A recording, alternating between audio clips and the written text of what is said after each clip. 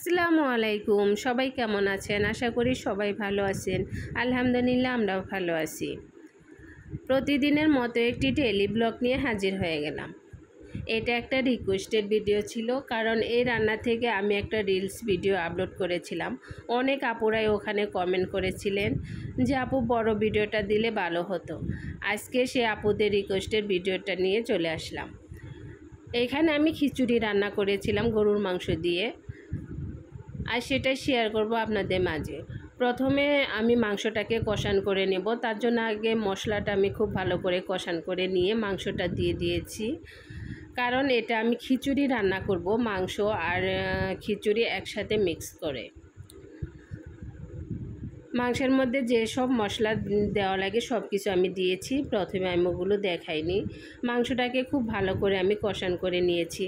নেওয়ার পরে এখানে আমি খিচুড়ি রান্না করব, তার জন্য এখানে কাঁচামরিচ পেঁয়াজ দিয়ে দিলাম তেলের মধ্যে, দিয়ে এটাকে একটু ভাজি করে নেব।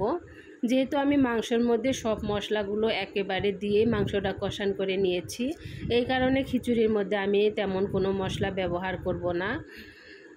কাঁচামরিচ আর পেঁয়াজ আমি ভালো করে ভাজি করে নিয়ে তারপরে এখানে আমি আলু দিয়ে দিয়েছি। আলুটা খুব ভালো করে এখন তেলের সাথে একটু ভাজি করে নিব। আলুটা হালকা একটু সিদ্ধ হয়ে গেলে তারপরে এখানে আমি চাল দিয়ে দিব। এখানে হচ্ছে আতপ চাল আর হচ্ছে মশারির ডাউল নিয়েছি।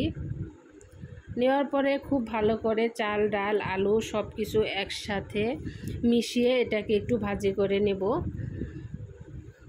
চালটা খুব ভালো করে ভাজি করে নেব, একদম ঝরঝরা করে। এই যে চালটা আমার প্রায় ভাজি করা হয়ে গেছে। এখন এরই মধ্যে আমি আগে যে মাংসগুলো কষান করে রেখেছিলাম সেগুলো আমি দিয়ে দিলাম।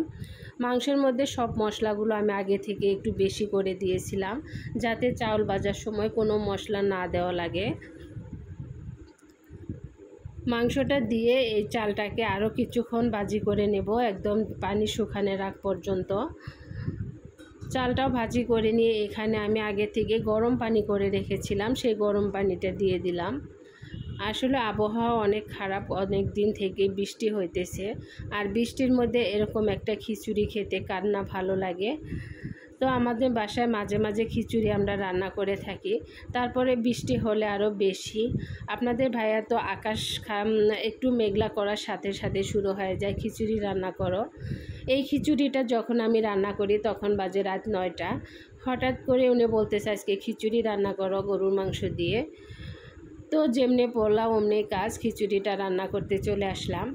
এই যে দেখতেই পাচ্ছেন খিচুড়িটা আমার মোটামুটি হয়ে গেছে, আর খিচুড়িটা অনেক বেশি মজা হয়েছিল, দেখেই বুঝতে পাচ্ছেন।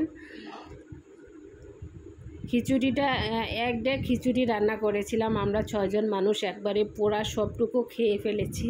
মানে খিচুড়িটা অনেক বেশি মজার হয়েছিল। রান্না বান্না শেষ করে সবাই যে একসাথে খেতে বসে পড়েছি। ভিডিওটা কেমন হয়েছে অবশ্যই কমেন্ট বক্সে জানিয়ে দিবেন। সবাই ভালো থাকবেন, সুস্থ থাকবেন। আল্লাহ হাফেজ।